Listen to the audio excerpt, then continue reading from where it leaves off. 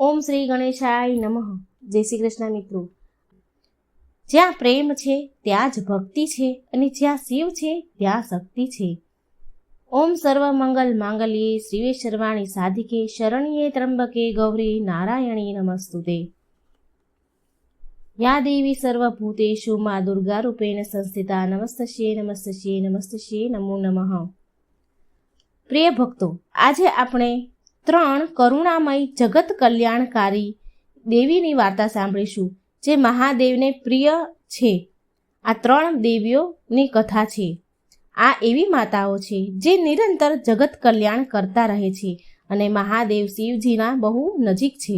મહાદેવની લીલાથી આ માતાઓ, આ દેવીઓ ધરતી પર અવતરિત થઈ છે. કોણ છે આ 3 દેવીઓ અને શું છે આની પાછળની કથા, તો આપણે સાંભળીશું. આ કથા સાંભળવાથી ભક્તોના ભંડાર ભર્યા રહે છે, ખાલી નથી રહેતા. આ કથા સાંભળનારાના ભંડાર અન્નધનથી ભરાયેલા રહે છે. આ 3 દેવીઓની કૃપા જન્મ જન્માંતરના પાપના નાશ કરે છે. આ કથા 3 ભાગમાં છે. 3 દેવીઓની કથા છે, માટે 3 ભાગમાં કહેલી છે. તો શું છે આ કથા, એ આપણે સાંભળીએ. એકવાર શંકર ભગવાન ધ્યાન મુદ્રામાં બેઠા હતા અને શંકર ભગવાનની સાથે માતા પાર્વતી પણ ધ્યાનમાં મગ્ન હતા. શિવ અને શક્તિનું આ સુંદર રૂપ બહુ સરસ લાગી રહ્યું હતું. મનમોહક રૂપ હતું. આ ધ્યાનમાં માતા પાર્વતી અને શિવજીની શોભા તેમના પરમ ભક્ત નંદીજી નિહારી રહ્યા હતા. શિવજીનું સુંદર રૂપ જોઈને નંદીના આંખમાંથી આંસુ વહેવા લાગ્યા. હવે પરમ ભક્તની આંખોમાંથી આંસુ વહે અને આ વાતની ખબર જેવી મહાદેવને પડી તો પ્રભુએ તેમના નેત્ર ખોલ્યા. મહાદેવ જેવી જ ભક્તની ચિંતામાં આંખો ખોલી તો ભગવાને જોયું કે આંખો ખોલતા જ જોયું કે સામે ગંગાજી હાથ જોડીને ઊભા હતા. હવે ગંગાજીને જોઈને મહાદેવ હેરાન રહી ગયા. એટલે શિવજી બોલ્યા, દેવી ગંગા, તમે અહીં? એટલે જવાબમાં માં ગંગાજી બોલ્યા, હે આદિ પુરુષ શિવ, હું તમારા આ રૂપને જોઈને અતિશય મનમોહક થઈ ગઈ છું. તમારા ઉપર મોહિત થઈ ગઈ છું. કૃપા કરી મને તમારી પત્નીના રૂપમાં સ્વીકાર કરો. હવે જેવા જ માં ગંગાના સ્વર માં પાર્વતીના કાનમાં પડ્યા તો માં હેરાન થઈ ગયા. માની આંખો લાલ થઈ ગઈ. માં બહુ ગુસ્સે થયા અને ક્રોધે ભરાઈને બોલ્યા કે દેવી ગંગા, તમે તમારી સીમા ન ઓળંગો. આવું તમે કેવી રીતે બોલી શકો? આવું તમે વિચારી પણ કેવી રીતે શકો? મહાદેવ મારા પતિ છે, એ તો તમને ખબર છે, તો તમે આવું કેમ બોલી રહ્યા છો? માતા પાર્વતીની વાત સાંભળી દેવી ગંગા બોલ્યા. મા પાર્વતીનો મજાક કરતા કહે છે કે ભલે પાર્વતી, તમે શિવજીની પત્ની છો, પણ છતાંય મહાદેવ તેમના શીશ પર તો મને જ ધારણ કરે છે ને. અને જ્યાં મહાદેવ સાથે પાર્વતી તમે નથી પહોંચી શકતા ને, જઈ નથી શકતા ને, ત્યાં હું જઈ શકું છું. ગંગાજીની વાત સાંભળીને મા પાર્વતીના ક્રોધની કોઈ સીમા ન રહી અને ખૂબ ક્રોધે ભરાયા. મા પાર્વતીનું ક્રોધથી રૂપ ભયંકર થઈ ગયું. મા ગંગાના વચન સાંભળીને મા પાર્વતીએ શ્રાપ દેતા કહ્યું, હે ગંગા, તું મારી બહેન હોવા છતાં પણ એક મર્યાદાની સીમા ઓળંગી છે. તે હું તને શ્રાપ આપું છું કે મૃતદેહની જેમ તું વહીશ અને જગતના પાપ ધોઈશ, અને પાપ ધોતા ધોતા તું મેલી થઈ જઈશ. તારો આ વહેમ પણ તૂટશે અને તારો રંગ પણ કાળો પડી જશે. મા પાર્વતીના આવા ક્રોધથી ભરાયેલા શ્રાપ દેતા વચનો સાંભળી મા ગંગા શિવજી અને મા પાર્વતીના ચરણમાં પડી ગયા. મા ગંગા તેમની ભૂલની ક્ષમા માંગે છે અને પછતાવો કરતા મા પાર્વતીને શિવજીને કહેવા લાગ્યા અને ક્ષમા યાચના કરવા લાગ્યા. આ જોઈને મહાદેવે દેવી ગંગાને કહ્યું કે આ શ્રાપ તો હવે નિષ્ફળ ન થાય, એ ફળીને જ રહેશે, પરંતુ તમારા પ્રાયશ્ચિતથી હું પ્રસન્ન થયો છું અને આ શ્રાપથી તમને હું મુક્ત કરીશ. હે ગંગા, તમે માણસ જનના પાપો ધોઈને દૂષિત તો થઈ જશો, પરંતુ સંતોના સ્નાનથી તમે શુદ્ધ પણ થશો. આ પ્રકારે શંકર ભગવાને મા ગંગા પર પ્રસન્ન થઈને તેમને આશીર્વાદ આપ્યા અને ત્યાર પછીથી ગંગાજીના પાણીમાં સ્નાન કરવાથી પાપો ધોવાય છે. ત્યાર પછી જ ગંગાજીમાં સ્નાન કરવા માટે લોકો દૂર દૂરથી આવે છે અને ભૂલ ચૂકથી થયેલા પાપોથી મુક્તિ મળે છે. મહાદેવનું વરદાન મેળવીને માં ગંગા શાંત થઈ ગયા અને પછી ત્યાંથી અંતર્ધ્યાન થઈ ગયા. તો મિત્રો આ હતી પહેલી કથા માં ગંગાજીની. મિત્રો હવે આપણે સાંભળીએ માં વિંધ્યવાસિનીની વાર્તા. માતા સતીનું આ અંશ છે. માતા સતીનો આ એક ભાગ વિંધ્યાચલ પર્વત પર પડ્યો હતો. અહીં માતા સતીનું આ અંગ શક્તિપીઠ બન્યું હતું અને આજે દેવી વિંધ્યવાસીના રૂપમાં ઓળખાય છે. આ પર્વત પર માં વિંધ્યવાસિનીએ મધુ તથા કૈટવ નામના અસુરોનો વધ કર્યો હતો. માન્યતા અનુસાર આ વિંધ્ય પર્વતે કઠોર તપસ્યા કરીને સર્વશ્રેષ્ઠ થવાનો આશીર્વાદ પ્રાપ્ત કર્યો હતો. પ્રાચીન માન્યતા અનુસાર આ વિંધ્ય પર્વતની કથા ઘણી પ્રચલિત છે. કથા અનુસાર પર્વતરાજ હિમાલયને તેમના ઊંચા હોવાનું ખૂબ ગર્વ હતું અને આ કારણે વિંધ્ય પર્વતને ઈર્ષા થવા લાગી. વિંધ્ય પર્વત અને ખુદને નાનો અને અપમાનિત મહેસૂસ કરવા લાગ્યો. પોતાની આત્મા ગ્લાનિને દૂર કરવા માટે અને સૌથી ઊંચો પર્વત બનવા માટે માં વિંધ્યવાસિનીની આરાધના કરવા લાગ્યો અને ત્યાર પછી માં દેવી વિંધ્યવાસિની પ્રસન્ન થઈને સાથે તે ત્રિદેવોએ પણ પ્રસન્ન થયા અને તેને આશીર્વાદ પ્રદાન કર્યો કે દિવસે ને દિવસે તે વધે એવો આશીર્વાદ એને પ્રદાન કર્યો સર્વશ્રેષ્ઠ થવાનું.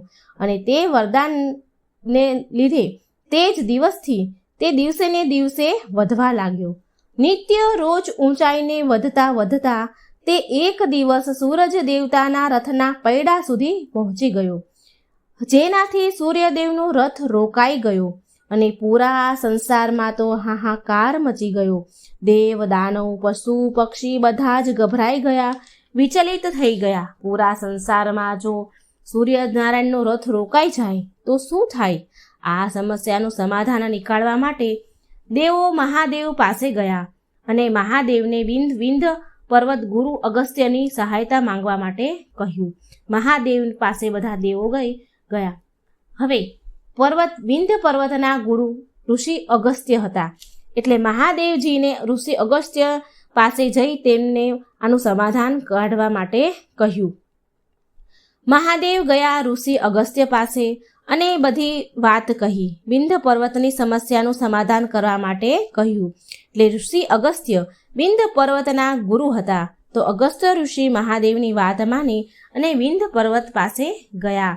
અને જેવા જ ઋષિ અગસ્ત્ય વિંધ્ય પર્વતની પાસે પહોંચ્યા તો વિંધ્ય પર્વત ગુરુને પ્રણામ કરવા માટે દંડવત પ્રણામ કરવા નીચે ઝૂક્યો. જેવો જ વિંધ્ય પર્વત નીચે ઝૂક્યો એટલે સૂર્યનારાયણનો રથ આગળ ચાલ્યો અને પછી ઋષિ અગસ્ત્યએ તે વિંધ્ય પર્વતને આદેશ આપ્યો કે હું જ્યાં સુધી પાછો ન આવું ત્યાં સુધી તું દંડવત મુદ્રામાં જ રહેજે. આવું ઋષિ અગસ્ત્યએ વિંધ્ય પર્વતને કહ્યું. આમ કહી ઋષિ અગસ્ત્ય દક્ષિણ દિશા તરફ ચાલ્યા ગયા અને પછી ક્યારેય પાછા ફરીને આવ્યા જ નહીં. એવું માનવામાં આવે છે કે આજે પણ આ પ્રકારે વિંધ્ય પર્વત ગુરુ અગસ્ત્યની વાટ જોતા જ દંડવત મુદ્રામાં સૂતેલો છે. આ પ્રકારે ઋષિ અગસ્ત્યએ સમસ્યાનું સમાધાન નીકાળ્યું અને સૃષ્ટિને ફરી ગતિમાં લાવ્યા. તો મિત્રો આ હતી માતા વિંધ્યવાસિનીનો મહિમા. માતા વિંધ્યવાસિનીનો આ પર્વત પર બહુ દૂર સુધી ફેલાયેલો છે. હવે મિત્રો ચાલો આપણે સાંભળીએ માતાજી ભંડારી દેવીની વાર્તા, જે અન્નપૂર્ણામાનું જ એક સ્વરૂપ છે. જે ભક્તોનો ભંડાર ભરે છે એ ક્યારેય ભક્તોને ખાલી હાથે પાછા નથી જવા દેતા. આ દેવી માતા અન્નપૂર્ણાનું રૂપ છે. માતા પાર્વતીનો જ આ એક અંશ છે. માતા પાર્વતી જ અન્નપૂર્ણાનું રૂપ છે. મિત્રો આની એક પૌરાણિક સરસ કથા છે. બહુ સમય પહેલાની વાત છે કે વિજયગઢનો રાજા બ્રહ્મદત્ત હતો. તે માતા વિંધ્યવાસિનીનો બહુ જ મોટો ભક્ત હતો. એક દિવસ બ્રહ્મદત્ત રાજા શિકાર કરવા માટે જંગલમાં જાય છે. જંગલમાં શિકાર કરતી વખતે તેણે ભૂલથી એક ગાયની હત્યા કરી દીધી. હવે ગાયની હત્યા થઈ એટલે રાજાને ગૌ દોષ લાગ્યો, એનું પાપ લાગે છે અને આ પાપના કારણથી રાજ્યમાં વરસાદ નથી થતો અને ચારેય બાજુ હાહાકાર મચી ગયો. હવે રાજાએ આ સમસ્યાના સમાધાન માટે પુરોહિતો બ્રાહ્મણોને તેના મહેલમાં બોલાવ્યા અને પૂછ્યું કે આનો ઉપાય શું છે. રાજાની વાત સાંભળી બધા જ વિદ્વાનોએ બ્રાહ્મણોને કહ્યું, હે રાજા, તમારા ઉપર ગૌ હત્યાનું પાપ ચડ્યું છે. તમે ગૌ હત્યાના દોષી છો અને આ પૂરા રાજ્યના લોકો પાણી માટે તરસી રહ્યા છે. હાહાકાર મચી ગયો છે. લોકો ભૂખ્યા મરી રહ્યા છે. ખેડૂતોના ખેતીના પાક સુકાઈ ગયા છે. તમે એવું કરો, તમારા રાજ્યમાં તળાવો બનાવડાવો. આનાથી પાણીની સમસ્યા દૂર થઈ જશે. આમ સાંભળીને રાજાએ રાજ્યમાં તળાવ ખોદાવાનું કામ ચાલુ કર્યું. તળાવ ખોદાવે છે, પરંતુ તળાવમાં પણ એક ટીપુએ પાણી ન આવ્યું. હવે રાજા પાણીની શોધમાં એક પછી એક તળાવ ખોદાવે છે અને આમ એ રાજા 7 તળાવ બનાવડાવે છે, પણ 7 તળાવમાં એક પણ ટીપું પાણીનું નથી પડતું.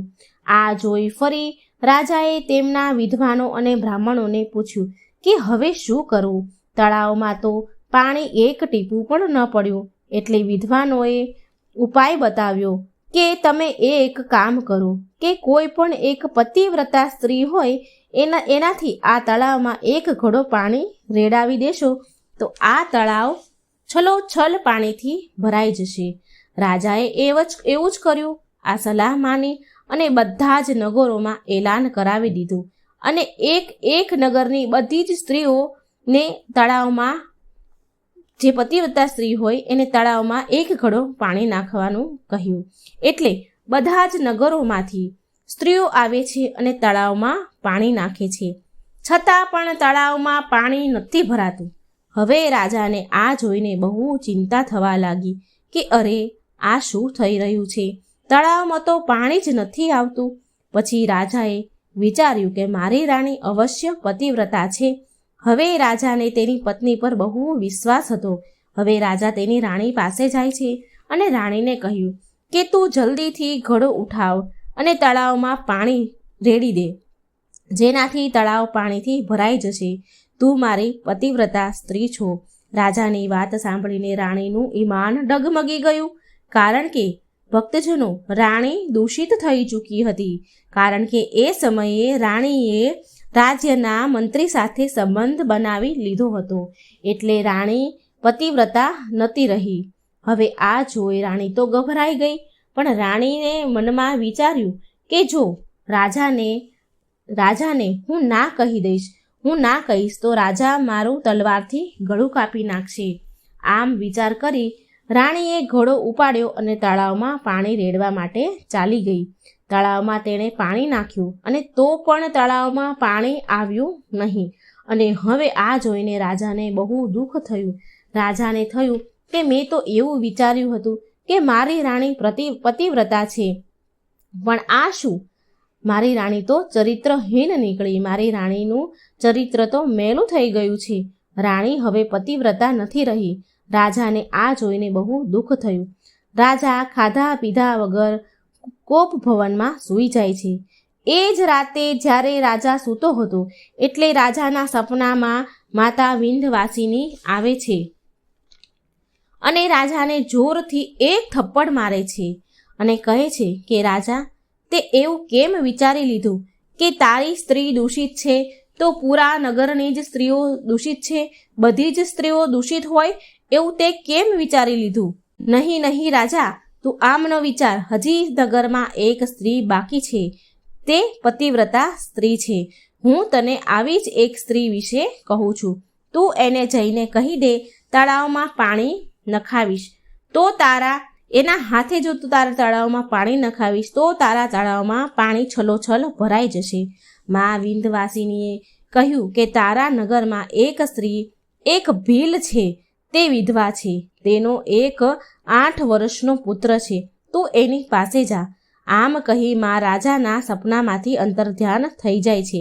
હવે રાજાની ઊંઘમાંથી ઉઠી ગયા.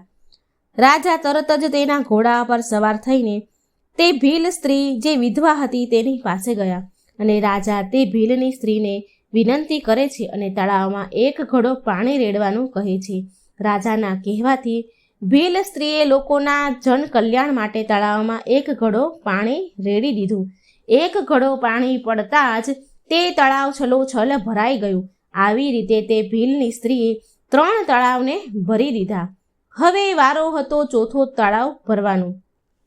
ચોથા તળાવ ભરવાના દિવસે રાજાની રાણીએ એક ખેલ ખેલ્યો. રાણીને એમ થયું કે આ આંધળી ભીલની સ્ત્રી, વિધવા સ્ત્રી, મારું અપમાન કરી દીધું, મને નગરમાં નીચી બનાવી દીધી, મારું માન ઘટી ગયું.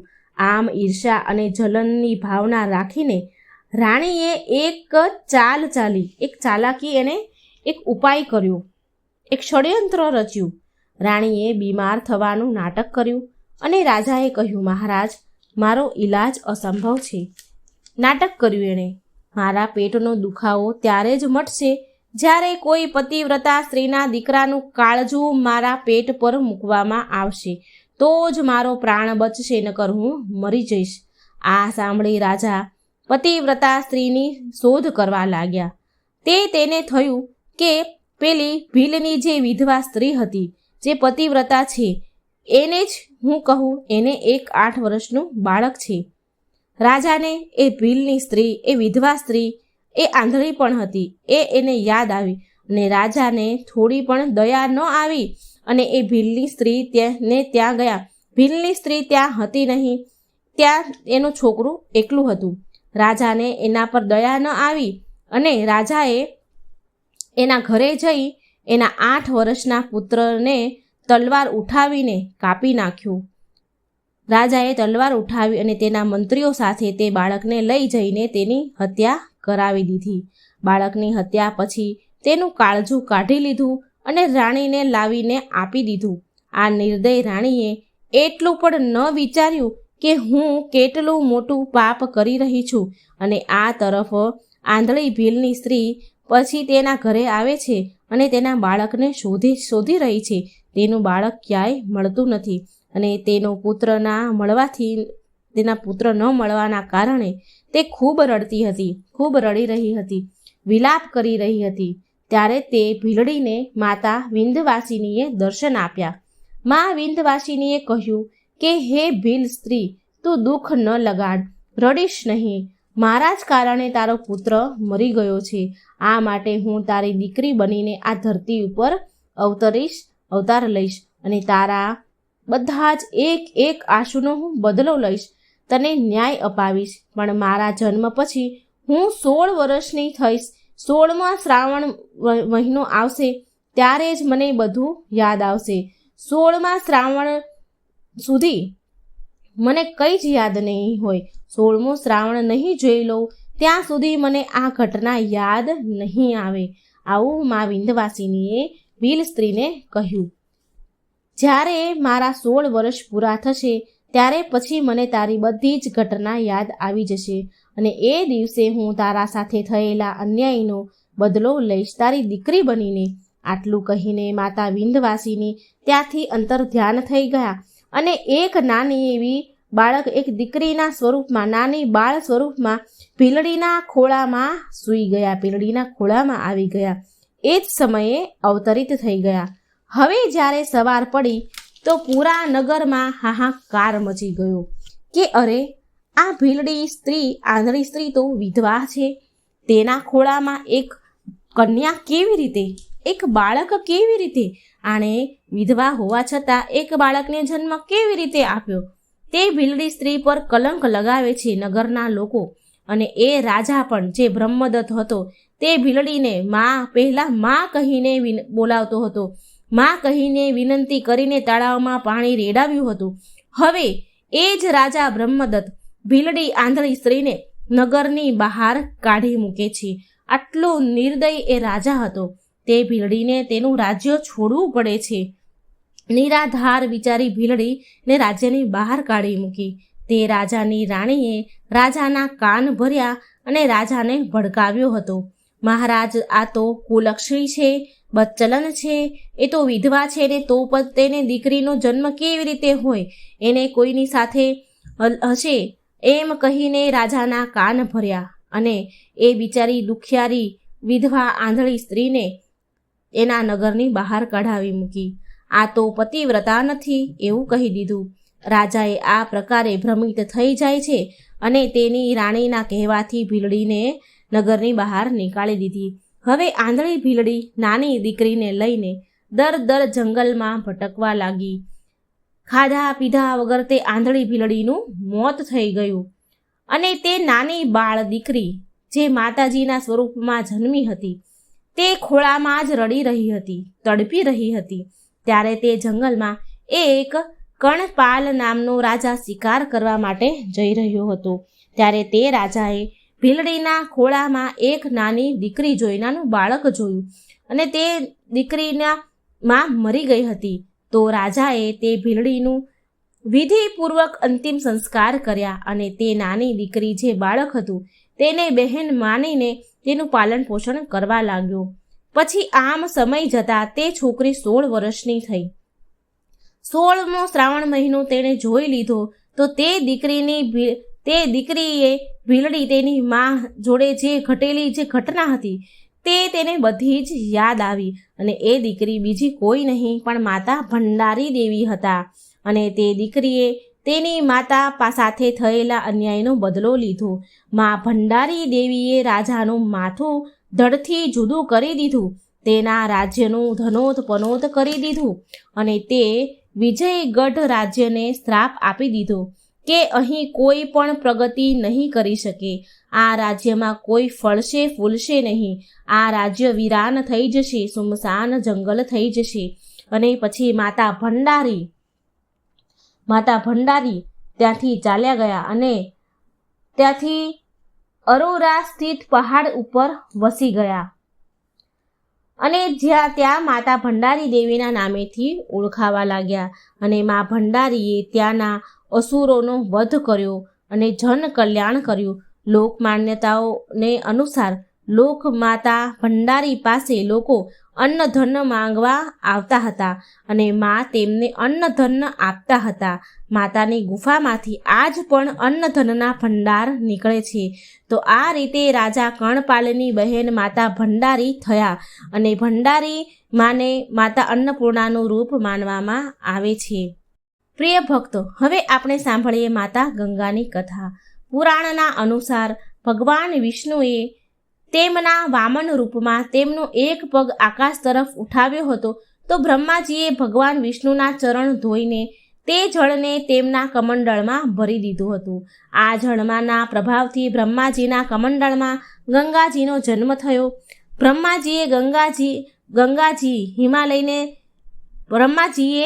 ગંગાજીને હિમાલયને સોંપી દીધા અને આ પ્રકારે દેવી પાર્વતી અને ગંગાજી એમ બંને બહેનો થઈ ગયા. અને આ માટે આ કથામાં કહેવામાં આવ્યું છે કે દેવી ગંગા તેમના પિતા બ્રહ્માજી સાથે એક દિવસ ઇન્દ્રદેવની સભામાં આવ્યા હતા. ત્યાં સભામાં પૃથ્વીના મહાન પ્રતાપી રાજા મહાવેશ પણ હાજર હતા. મહાવેશને જોઈને ગંગાજી મોહિત થઈ ગયા અને રાજા મહાવેશ પર્વત ગંગાજીને જોઈને શુદ્ધ બુદ્ધ ભૂલી ગયા. સભા ચાલી રહી હતી દેવોની. ત્યારે તે સમયે હવાનું જોરથી એક ઝોકું આવ્યું અને ગંગાજીનું આંચળ એટલે કે તેમનો જે સાડીનો છેડો હોય એ ખભા પરથી નીચે પડી ગયો. પણ આ જોઈ સભામાં હાજર બધા જ દેવી દેવતાઓએ તેમના સર નીચે ઝુકાવી લીધા. દેવોએ શિષ્ટાચારને ધ્યાનમાં રાખીને તેમની નજર ઝુકાવી લીધી અને નીચું જોઈ ગયા. પણ ગંગાજી ખોવાયેલા હતા. રાજા મહાવેશમાં તેમને એક નજરે જ જોઈ રહ્યા હતા. રાજા ગંગાજીને જુએ ને ગંગાજી રાજાને જુએ. બંને એકબીજામાં મોહિત થઈ ગયા હતા અને ગંગાજીને પણ તેની ચૂંદડી પડી ગઈ તેનું કંઈ ધ્યાન ન રહ્યું અને ગંગાજી પણ તે રાજાને એક નજરે જ જોતા રહી ગયા. આ જોઈ બ્રહ્માજી બહુ ગુસ્સે થયા અને શ્રાપ આપી દીધો કે તમે બંને લોકલાજ અને મર્યાદા ભૂલી ગયા છો, એટલે તમારા બંનેને ધરતી પર જવું પડશે અને તમે બંને એકબીજાને પસંદ કરો છો માટે ત્યાં જ તમારું મિલન થશે. આ પ્રકારે બ્રહ્માજીના શ્રાપના કારણે ગંગાજી નદીના સ્વરૂપમાં ધરતી પર અવતર્યા અને બીજી બાજુ મહાવેશના હસ્તિનાપુરના રાજા શાંતનુના રૂપમાં જન્મ લેવો પડ્યો. એકવાર શિકાર કરતા શાંતનુ જ્યારે ગંગા તટ પર પહોંચ્યા તો ગંગાજી માનવી રૂપ ધારણ કરી શાંતનુની પાસે આવ્યા અને બંને વચ્ચે પ્રેમ થઈ ગયો. શાંતનુ અને ગંગાજીની 8 સંતાન થઈ. તેમાંથી 7 સંતાનને ગંગાજીએ તેના હાથોથી જળ સમાધિ આપી દીધી અને 8મી સંતાન ભીષ્મ પિતામહનો જન્મ થયો. પણ દેવવ્રત ભીષ્મને ગંગાજી જળ સમાધિ ન આપી શક્યા. કહેવાય છે કે ગંગાજીના 8 સંતાન વાસુ હતા, જેને શ્રાપ મુક્ત કરવા માટે ગંગાજી તેમને જળ સમાધિ આપતા હતા. પણ 8મી સંતાનને જળ સમાધિ આપવા માટે તે અસફળ રહ્યા. તો મિત્રો, આ હતી 3 મા દેવીની કથા. જય માં ગંગા, જય માં ભંડારી, જય માં વિંધવાસિની, જય ગાયત્રી માં. ઓમ નમો ભગવતે વાસુદેવાય. આ વિડીયોમાં આજે માતા ગાયત્રીની વાર્તા આપણે સાંભળીશું. માં ગાયત્રી વેદોની માતા છે અને તેમનો મંત્ર છે ઓમ ભૂર્ભુવસ્વઃ તત્સવિતુર્વરેણ્યં ભર્ગો દેવસ્ય ધીમહિ ધિયો યો નઃ પ્રચોદયાત. આ મંત્રનો નિત્ય જાપ કરવાથી શુભ ફળની પ્રાપ્તિ થાય છે. આ મંત્રમાં એટલી ગૂઢ શક્તિ રહેલી છે કે જો રોગી વ્યક્તિ આ મંત્ર જાપ કરે નિત્ય તો તેના રોગ દૂર થાય છે. આથી જ દરેક સ્કૂલોમાં વિદ્યાર્થીને પ્રાર્થના સાથે ગાયત્રી મંત્ર જરૂર બોલાવવામાં આવે છે.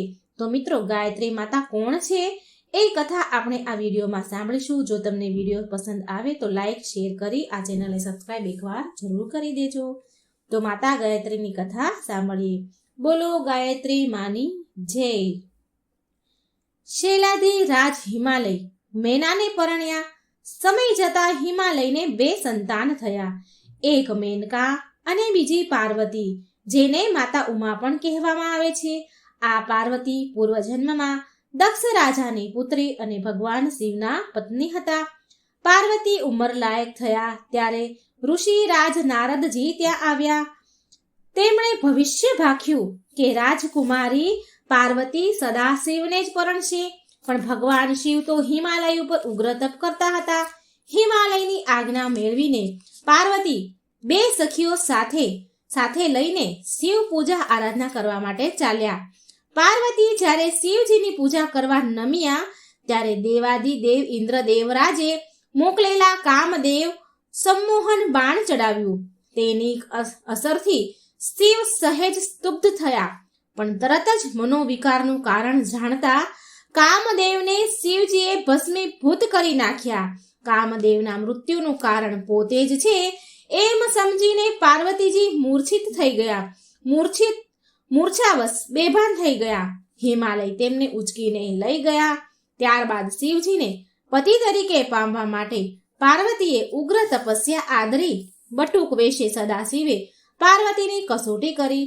અંતે શિવજી પાર્વતી ઉપર પ્રસન્ન થયા અને હિમાલયને પોતે પાર્વતી સાથે વિવાહ માટે તૈયાર છે એમ જણાવ્યું. માતા મેનાનો તો હર્ષનો કોઈ પાર ન રહ્યો. દેવોના રાજા ઇન્દ્ર રાજાને ખુશીનો કોઈ પાર ન હતો. કેમ કે તાડકાસુરને મારવાનો પણ આ એક જ રસ્તો હતો કે શિવ પાર્વતી સાથે પરણે અને તેમનાથી જે પુત્ર જન્મે તે જ તારકાસુરનો સંહાર કરી શકે એમ બ્રહ્માજીએ વરદાન આપ્યું હતું તારકાસુરને. એટલે સ્વર્ગમાં પણ સર્વત્ર આનંદ વ્યાપી ગયો. શિવના વિવાહથી ઇન્દ્રને પણ શાંતિ મળવાની હતી. તારકાસુરનો નાશ થતાં જ હવે સ્વર્ગ પર કોઈ આપત્તિ નહીં રહે એમ જાણી બધા દેવ ખુશ થતા હતા. પર્વતરાજ હિમાલય જાણે જીવનનું સર્વસ્વ મેળવી ચૂક્યા હોય એમ આનંદથી ઝૂમી ઉઠ્યા હતા. વર્ષોની ઝંખના જાણે હવે પૂરી થઈ હોય. કુળ પુરોહિત ગુરુવર ગંગાચાર્યને આમંત્રિત કરીને હિમાલય શુભ મુહૂર્ત જોડાવીને શાસ્ત્ર સંપન્ન ઋષિ રાજા પાસે લગ્ન માટે કુમકુમ પત્રિકા હર્ષપૂર્વક લખાવી. સર્વ પર્વતો, નદીઓ, અન્ય સગા સંબંધીઓ, સ્નેહીજનો, ઓળખીતા સર્વને સન્માનપૂર્વક લગ્નની આમંત્રણ પત્રિકા મોકલવામાં આવી. પર્વતરાજ હિમાલયના આમંત્રણ પત્રિકાનો કોણ અનાદર કરે તેમ હોય. હિમાલય તો દિવ્ય તેજોમય હતા. નદી પર્વતો માનવ સ્વરૂપ ધારણ કરીને પોતાના સજ્જનો સ્નેહીજનો સાથે અમૂલ્ય ભેટ સોગાતો લઈ આવ્યા. નદી પર્વતો બધા જ માનવ સ્વરૂપ ધારણ કરીને બધા જ આવ્યા. સર્વના મનમાં એક જ તાલાવેલી હતી કે ભગવાન શંકર અને મા પાર્વતીના પ્રસંગે અનેરા ઉત્સવ સમા માંગલિક પ્રસંગમાં ઉજવવાથી સર્વ પણ સુંદર નારીઓના દેહ ધારણ કરીને હિમાલયને સહાયભૂત થવા અને અનેરા લગ્ન ઉત્સવનો લાવો લેવા આવી પહોંચ્યા હતા. સર્વ સજી ધજીને આવ્યા. હિમાલય તો પોતાની નગરીને શણગારી આસોપાલવ તોરણ અને શિવ તથા તેમના મનના આદર સત્કાર તથા સન્માન માટે ભવ્ય મંડપોનું આયોજન કરવામાં આવ્યું. જાનના આદર સત્કાર માટે ભગવાન સદાશિવનો ઉત્સાહ પણ અનેરો હતો. શંકર ભગવાન ખૂબ ખુશ હતા. શંકરના આમંત્રણને માન આપી દેવરાજ ઇન્દ્ર, બ્રહ્મા, વિષ્ણુ પત્નીઓ સહિત આવ્યા હતા. મહર્ષિ, દેવર્ષિ અને મુનિરાજો તો જાણે પોતાના ઘરમાં જ લગ્ન પ્રસંગ હોય તેમ અગાઉથી જ આવેલા હતા. નારદજી તો જાણે પ્રસંગના સૂત્રધાર હોય તેમ સેવા આપી રહ્યા હતા. ભગવાન શિવના સાનિધ્યમાં રહેનારા ભૂત આદિ જીવો પણ વિવિધ સ્વરૂપો ધારણ કરીને પોતાના ભાગ લેવા આવેલા હતા. પોતાના ભાગે આવેલું કામ ઉપાડી લેતા હતા. લગ્નનો દિવસ આવી પહોંચ્યો. ભગવાન શિવના ગળામાં રહેલો સર્પ તેના ગળામાં ઘરેણા બની ગયા. પહેરેલું વાઘ ચર્મ સુંદર આભૂષણ બની ગયું. અંગે લગાવેલ ભભૂતિ ચંદન લેપ બની ગઈ. સદા શિવનું રુદ્ર સ્વરૂપ તો ક્યાંક અદ્રશ્ય થઈ ગયું. તે દિવ્ય માન સ્વરૂપ શિવ માયાથી જ પ્રગટ્યું.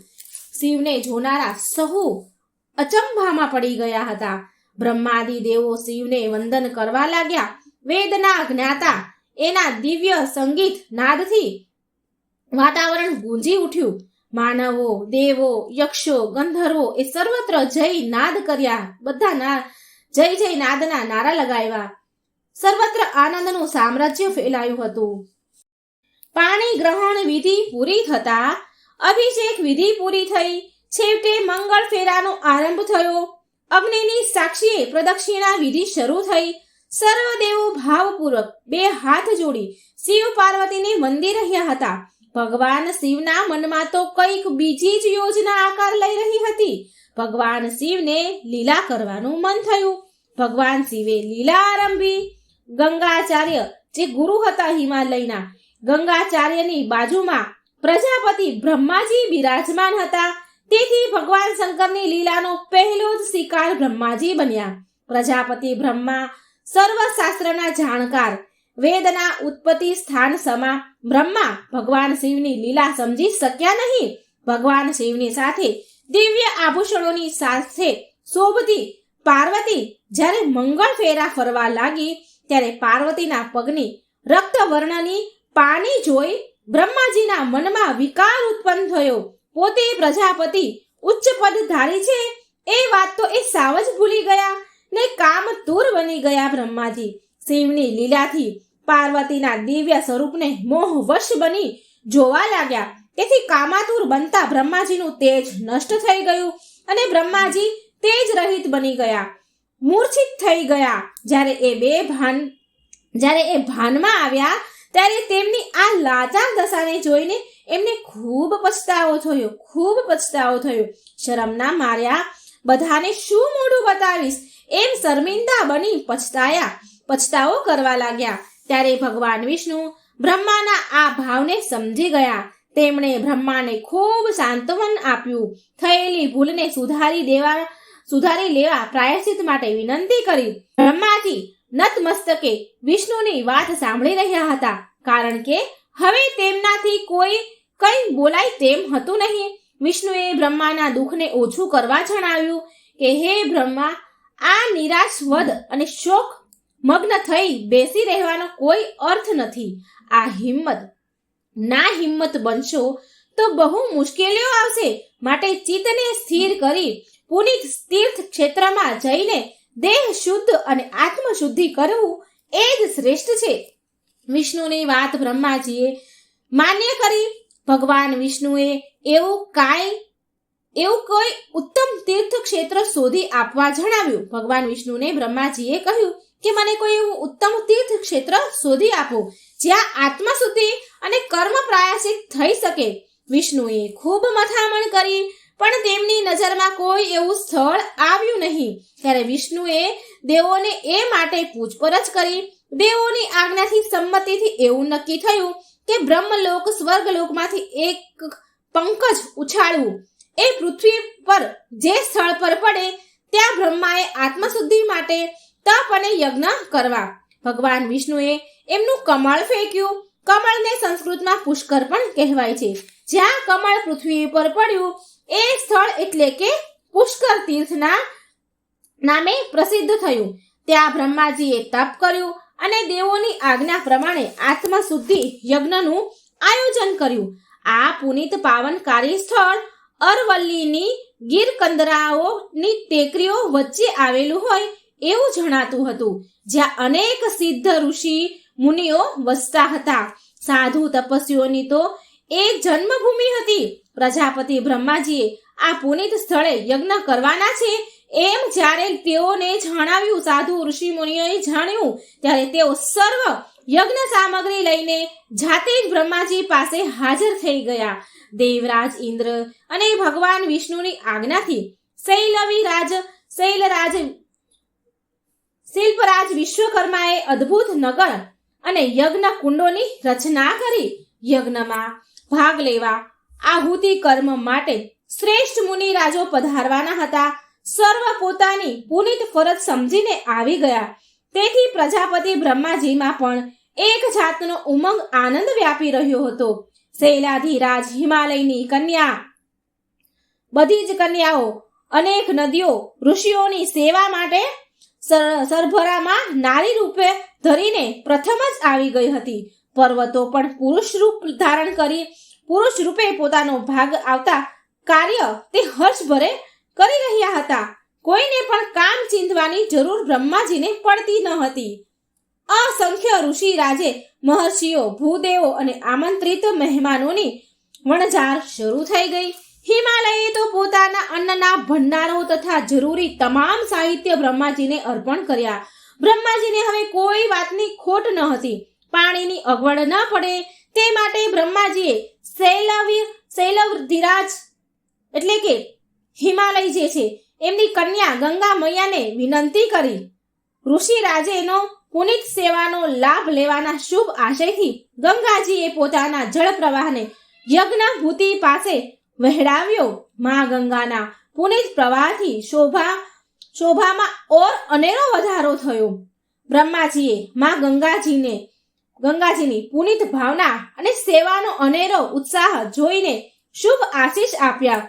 જણાવ્યું કે આપણી કીર્તિ યશ ગાથા ત્રિલોકમાં પ્રસિદ્ધ થશે. ત્યારે ગંગા મૈયાએ પ્રજાપતિ બ્રહ્માને કહ્યું કે આપ જેવા પુનિત પાવનકારી પરમ દર્શની આત્માના આમંત્રણ આહ્વાનથી શરૂ થયેલો આ મારો પુનિત પ્રવાહ હિરણ્ય ગંગા પુષ્કર સરોવર નામે ત્રિલોકમાં ખ્યાતિ પામશે. જે કોઈ જીવ આત્મા આ પુનિત પ્રવાહમાં સ્નાન કરશે તેના સર્વ પાપ નષ્ટ થશે અને એને મોક્ષ ગતિનો એ વ્યક્તિ અધિકારી બનશે. મારા તટ પર તપસ્યા કે જપ અનુષ્ઠાન કરનાર ઉત્તમ સિદ્ધિ મેળવી શકશે. યમદૂતો કે યમનો કોઈ જ ભય તેમને સતાવશે નહીં. પ્રજાપતિ બ્રહ્માને લાગેલું કાલીમાનું કલંક એ તો હવે ભૂતકાળ બની ગયું હતું. સર્વજનો બ્રહ્મા પ્રત્યે ખૂબ આદર માનથી જોતા હતા બ્રહ્માજીને. આજુબાજુના લોકો, શ્રીમંતજનો, વેપારી લોકો, ખેડૂતો તથા ભાવિકજનો વગેરે લોકો આ મહાયજ્ઞની વાત સાંભળી ત્યારે તે ખૂબ જ આનંદિત બન્યા. યજ્ઞનો ભાગ લાભ પોતાને પણ મળે તો જીવન ધન્ય બની જાય એવો શુભ આશય સાથે કુટુંબ સેવાના આશયથી આવીને ત્યાં જ રહેવા લાગ્યા.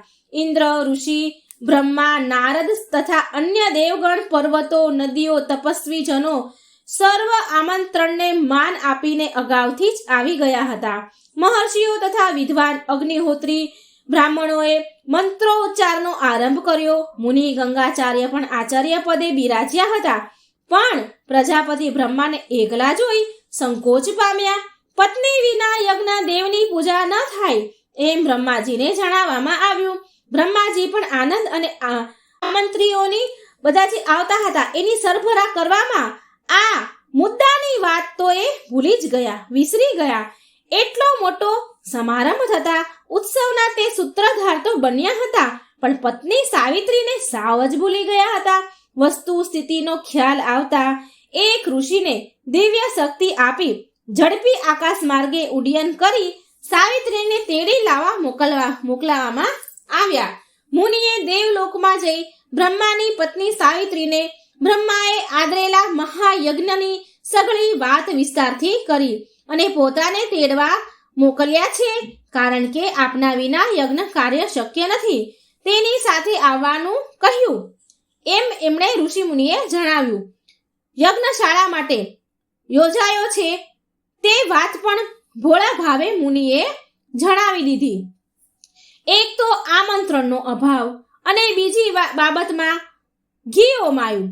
ગુસ્સે ભરાયેલા બ્રહ્મા પત્ની સાવિત્રીએ મુનિરાજને સ્પષ્ટ શબ્દોમાં જણાવ્યું કે પાર્વતીના પિતા સમા બ્રહ્માએ પાર્વતી સાથે કુદૃષ્ટિ કરી નામ લજવ્યું છે. તેમને યજ્ઞ કરવો હોય તો ભલે કરે, મારી આવવાની બિલકુલ ઈચ્છા નથી. પોતાનો થયેલ અનાદાર અને પતિની પરસ્ત્રી તરફની કુદૃષ્ટિના પ્રસંગને સાવિત્રી સહન કરી શક્યા નહીં. તેમના આખા શરીરમાં ક્રોધ વ્યાપી ગયો. અન્ય કોઈ હોત તો જરૂર શ્રાપ આપી દીધો હોત, પણ આ તો મુનિરાજ હતા અને એ તો ચિઠ્ઠીના ચાકર જેવા બિચારા. તેમનો શું દોષ હતો? તેમણે તો માત્ર બ્રહ્માની આજ્ઞાનું પાલન જ કર્યું ને.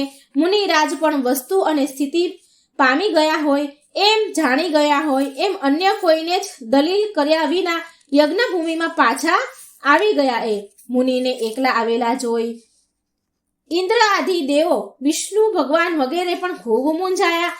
ખુદ બ્રહ્મા પણ ગાઢ વિચારમાં પડી ગયા, કારણ કે પત્ની વિના યજ્ઞ કેવી રીતે થઈ શકે? મુનિએ સાવિત્રીના રોષ અને યજ્ઞમાં ભાગ ન લેવાની વાતને સ્પષ્ટ જણાવી. યજ્ઞદેવનું આહ્વાન અને દેવોનું પૂજન કાર્ય તો આરંભ થઈ ચૂક્યું હતું. યજ્ઞ બંધ રખાય રે તો મૃત્યુલોકમાં બ્રહ્માજીને બદનામી મળે તેમ હતી. યજ્ઞ ભૂમિ છોડવી એ બ્રહ્માજી માટે શક્ય ન હતું. પૂજન અર્ચન કરી રહેલા ઋષિ મુનિઓ પણ બ્રહ્માની વેદના મૂંઝવણ સમજાઈ એમને ગયું. જો બ્રહ્માજીની પત્ની સાવિત્રી ન આવે તો બીજી કોઈ પણ સ્ત્રી બ્રહ્માજીની પત્ની તરીકે લાવી બેસાડવામાં આવે તો જ યજ્ઞ પૂરો ગણાય. બ્રહ્માજીની આજ્ઞાથી દેવાધિદેવ ઇન્દ્રરાજ બ્રહ્માજી માટે બીજી પત્ની શોધી લાવવા નીકળી પડ્યા. રસ્તામાં તપાસ કરતા એક છાસ વેચનારી ગોપ કન્યા તેમની નજરે પડી. તેને ઇન્દ્ર લઈ આવ્યા. ઋષિજનોએ તેમની દેહ શુદ્ધિ કરી અને બ્રહ્માજી સાથે તેના લગ્ન કરાવવામાં આવ્યા. પછી બ્રહ્માજીને સર્વ યજ્ઞ પૂજન કરતા ઋષિ મુનિઓએ વિનંતી કરી કે હે ભૂદેવો, આ ગોપ કન્યા હોવા છતાં હવે મારી પત્ની છે, તેને આપ સર્વ હવે માન્ય રાખો. ઋષિ રાજાઓએ આ વાત માની ગોપ કન્યાને બ્રહ્માજીની પત્ની તરીકે તેને સ્વીકાર કર્યા. બધાએ એનો સ્વીકાર કર્યો.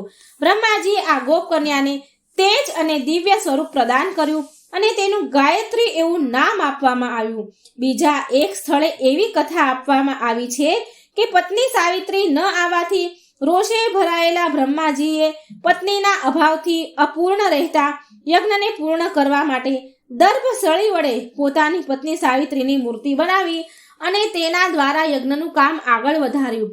પણ આહુતિ કામમાં તેની પત્નીની જરૂર પડે તેથી પ્રજાપતિ બ્રહ્માજીએ પુનઃ મુનિરાજને સ્વર્ગલોકમાં સાવિત્રીને બોલાવવા માટે ફરીવાર મોકલ્યા. યજ્ઞ કાર્ય પૂજા પૂરી થઈ છે, આપના સ્થાન પર દર્ભ મૂર્તિ ગોઠવાઈ ગઈ છે તે વાત પણ જણાવી સાવિત્રીને. તેથી તો સાવિત્રીનો ગુસ્સો અત્યંત વધી ગયો. પોતાને બદલે મૂર્તિ સ્થાપિત, એવો ભયંકર અપમાન ગણાય મારું, આથી હું આવીશ નહીં એમ ફરી પણ સાવિત્રીએ સ્પષ્ટ જણાવી દીધું. મુનિરાજ ફરી આવી બ્રહ્માજીને સઘળી વાત કરી. પ્રજાપતિ બ્રહ્માજીએ પણ પોતાની તેને ભૂલ તો સમજાય પણ કુદૃષ્ટિ કરી, તેથી ખૂબ ગુસ્સે ભરાય છે સાવિત્રી. એ જાણી બ્રહ્માજીને પણ દુઃખ થયું. એ અયોગ્ય કાર્ય હતું. એ અયોગ્ય કાર્યના પ્રાયશ્ચિત રૂપી આત્મશુદ્ધિ માટે અને શાંતિ માટે તો આ મહાયજ્ઞનું તેમણે આયોજન કર્યું છે. સમજદાર, સુશીલ અને સંસ્કારી સાવિત્રી જેવી પત્ની પોતાને શું માફ ન કરી શકે? જો માફ ન કરે તો પત્નીના આગમન વિના યજ્ઞ અપૂર્ણ રહે.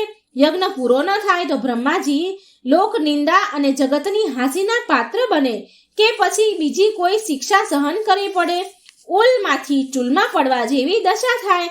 તેથી નિરઉપાયે બ્રહ્માજીએ દર્ભસળી તૈયાર કરેલી પ્રાણહીન આકૃતિમાં મંત્ર શક્તિ અને પ્રાણનો સંચાર કરી મૂર્તિને જીવંત સ્વરૂપ પ્રદાન કર્યું. આ દર્ભસળી આકૃતિમાં પ્રગટ થયેલી દિવ્ય સ્વરૂપમાં હતા, જે ગાયત્રી નામથી ત્રિલોકમાં ખ્યાતિ પામ્યા. આમ ગાયત્રી ઉત્પત્તિની આ 2 કથાઓ રજૂ કરવામાં આવેલી છે, જેમાં ગોપકન્યાવાળી કથા સ્કંદ પુરાણમાં છે અને જેને શાસ્ત્ર સંમત છે.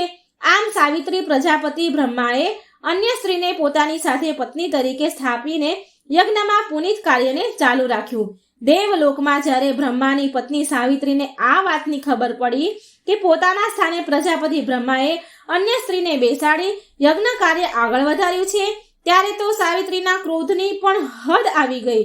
કોઈની પણ પરવાહ કર્યા વિના ક્રોધિત ચહેરે યજ્ઞ મંડપની આગળ બહાર આવીને સાવિત્રી ઊભા રહ્યા. ભગવાન વિષ્ણુ ઇન્દ્રાદિ દેવો સાવિત્રીના આ ક્રોધિત સ્વરૂપને જોઈને મૂંઝાઈ ગયા.